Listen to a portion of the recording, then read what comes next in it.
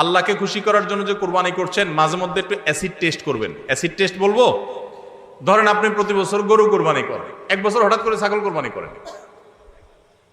ছাগল কোরবানি করেন, আপনি বলবেন এই বছর তাহলে তো গরু গোশত দিতে পারবো না, তো আরো কয়েকটা ছাগল কিনে কোরবানি আরো বেশি করা যায়, তো একজনে একটা বেশি করলে সমস্যা নাই।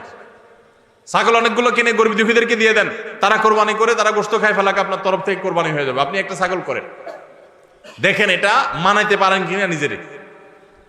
যদি কোনো অসুবিধা না হয় মানাইতে, তাহলে আলহামদুলিল্লাহ আল্লাহ শুকর আদায় করতে পারেন যে আপনার নিয়তের মধ্যে বোধহয় ভেজাল নাই। আর যদি মনে হয় না প্রতি বছর গরু দেই, এবার ছাগল দিলে কেমনে হয়, মানুষ কি বলবে, তাহলে বুঝতে হবে ডাল মে কুচ কালা নেই, পুরা হি কালা হয়। আল্লাহ তাআলা আমাদের সবাইকে ইখলাসের সাথে তাকওয়ার সাথে কুরবানির এই আমলটি সম্পাদন করার তৌফিক দান করুন। ভাইরা আমার, কুরবানির সামনে আসছে, এখন থেকে আমরা একটু পরিবারের সদস্যদেরকে নিয়ে বসি, বাচ্চা সহ ফ্যামিলির সব সদস্যরা একটু বসেন, মশওয়ারায় বসেন, পরামর্শ মজলিসে বসেন, বসে জিজ্ঞাসা করেন আমরা আসলে কোরবানিটা কেন করতেছি। গোশত খাওয়া, ফ্রেশ গোশত আহরণ করা, মানুষের সামনে নিজেদের মুখ উজ্জ্বল করা, কি ধান্দা, উদ্দেশ্য কি?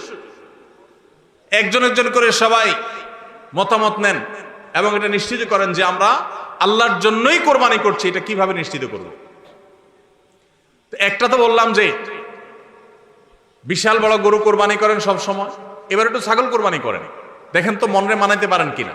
কারণ আপনি বলবেন ভাই গরু কোরবানিতে তো অনেক টাকা লাগে, ছাগলে তো অনেক কম টাকা লাগে, তাহলে এই কোরবানি ওইটার চাইতে কিভাবে উত্তম হয়? আমি উত্তম বলতেছি না, আমি বলতেছি যে আপনার নফস, আপনার মন মানে কিনা যে আমি গরুর জায়গায় ছাগল কোরবানি করলেও তো হবে, হবে না হবে না? কেউ যদি ছাগল কোরবানি করে তার কোরবানি হবে কি হবে না? হবে। কোরবানি ছাগলও করা যায়, গরুও করা যায়, ভেড়াও করা যায়, দুম্বাও করা যায়, মহিষ দিয়েও করা যায়, উট দিয়েও করা যায়, এসব পশু দিয়ে কোরবানি করা যায়। অতএব আপনি এবছর একটু ছাগল দিয়ে করেন, বাকি গরু কেনার যে আরো বাজেটের টাকা ছিল সেগুলো দিয়ে আরো কয়েকটা ছাগল কিনে গরিব মানুষকে দিয়ে দেন, ওটা যাতে এলাকা মানুষ টেন না পায়, অন্য এলাকায় দিয়ে দেন।